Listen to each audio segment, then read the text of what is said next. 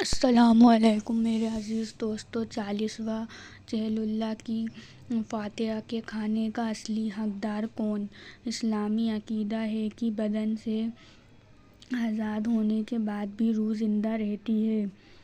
عجب و ثواب کی سزا اور جج اسی کو بھگتانی ہوتی ہے۔ نیک لوگوں کی روح جنت کی حقدار ہوتی ہے تو دوسری طرف گنہگاروں کی روح سزائیں جھیلتی ہے۔ اسلامی عقیدہ ہے کہ اگر کسی نیک کام کا ثواب مرنے والے کی روح کو پہنچایا جائے تو وہ ضرور پہنچتا ہے۔ اللہ تعالیٰ اس کی برکت سے مردوں کا مرتبہ بلند کرتا ہے اور اس کی سزا میں بھی کمی فرما دیتا ہے اور دریائے رحمت جوش میں آ جائے تو بخش بھی دیتا ہے۔ اسی عقیدے کے تحت ہم مسلمانوں میں قرآن خوانی، فاتحہ، میلاد وغیرہ کا دستور قائم ہوا۔ یہی رسموں میں بدلتے بدلتے اب 10واں، 20واں، 40واں کے نام سے مشہور ہو گیا۔ بے شک ایسے کھانے کا ثواب بھی مردوں کو پہنچتا ہے جب تک وہ ثواب کی نیت سے حقداروں کو کھلایا جائے، سماج کے ڈر سے یا خاندان کا نام خراب نہ ہو اس وجہ سے۔ ایسا کھلانا پلانا غلط ہے، اس میں نہ تو کوئی ثواب ملتا ہے اور نہ ہی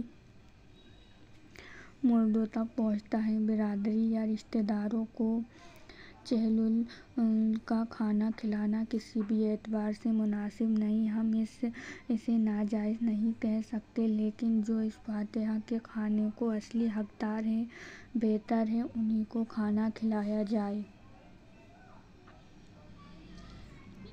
ایصال ثواب کے حساب سے 10واں، 20واں، 40واں کا کھانا صرف غریبوں اور مسکینوں کے لیے ہی ہے۔ اگر مالدار کھاتے ہیں تو یقیناً وہ غریبوں کا حق کھاتے ہیں۔ موجودہ دور میں 40واں کا جو انداز ہے وہ کسی بھی اعتبار سے فائدہ مند نہیں، بلکہ نقصان دہ ہے۔ آج کل دیکھا جاتا ہے کہ غریب کو نہ بلا کر مالدار رشتہ داروں کو 40واں کا نیوتا بھیجا جاتا ہے۔ زیادہ تر لوگ ایسے موقعوں پر غریبوں کو اندیکھا کر دیتے ہیں۔ تمام رشتہ دار لوگ اس طرح بھر کر آتے ہیں جیسے کسی شادی میں آئے ہوں۔ کھانا اچھا لگا تو تعریف کر دیتے ہیں، نہیں لگا تو گھر جا کر بولتے ہیں صحیح نہیں بنایا، اور طرح طرح کی بے مطلب کی باتیں کرتے ہیں جس کا کوئی مطلب نہیں۔ ایسے رشتہ دار وہ لوگ اکٹھا ہو کر ایک دوسرے کی غیبت میں لگ جاتے ہیں۔ ایسے لوگوں کو بلانا بے مطلب ہے۔ دوسری طرف کئی گھروں میں ایسا ہوتا ہے کہ باپ اکیلا کمانے والا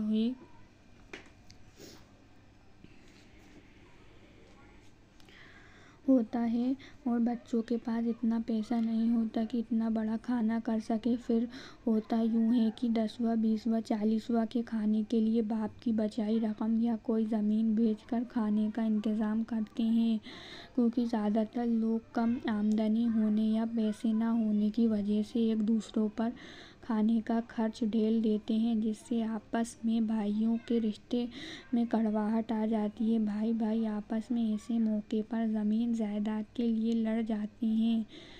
اس سے بہتر ہے کہ اگر ہمارے پاس پیسہ نہیں ہو تو ہم نہ ہی کریں تو ٹھیک ہے۔ آپ کم لوگ غریبوں اور مسکینوں کو بلا کر جتنا آپ کی حیثیت ہو اس حساب سے کھانا کھلا دیں۔ روح کو عذاب سے بچانے یا کام کرنے کے لیے قرآن خوانی کر دیں، غریبوں کو پہننے کا کپڑا دے دیں، یہ بہتر طریقہ ہے ایصال ثواب کرنے کا۔ جب بھی آپ کے پاس پیسہ ہو، جتنا ہو، آپ یہ کام اتنے پیسوں کے حساب سے کر دیں۔ کچھ برادریوں میں دستور ہے کہ 40واں کے کھانے کے بعد سب گھر والے، رشتہ دار وغیرہ جمع ہوتے ہیں، جو کہ سراسر غلط ہے۔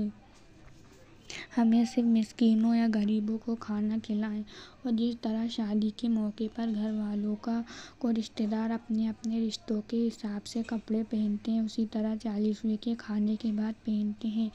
افسوس ہے کہ ایسی غلط اور غیر اسلامی حرکتیں حاجیوں اور نمازیوں کے سامنے ہوتی ہیں، لیکن کوئی ٹوکتا نہیں۔ اللہ کے رسول صلی اللہ علیہ وسلم نے حجۃ الوداع کے موقع پر میدان عرفات میں اپنے خطبے کے دوران فرمایا تھا۔ دیکھتے ہیں کیا فرمایا کہ میں ساری غیر اسلامی رسموں کو اپنے پیروں سے کچل رہا ہوں۔ اللہ نے تمہارے لیے اسلام پسند فرما لیا ہے، لیکن آج کل کچھ جاہل لوگوں نے عوام کو جہالت کی ایسی ہی غیر اسلامی رسموں میں اتنا الجھا دیا ہے کہ لوگ ان رسموں کو ہی اسلام سمجھتے ہیں۔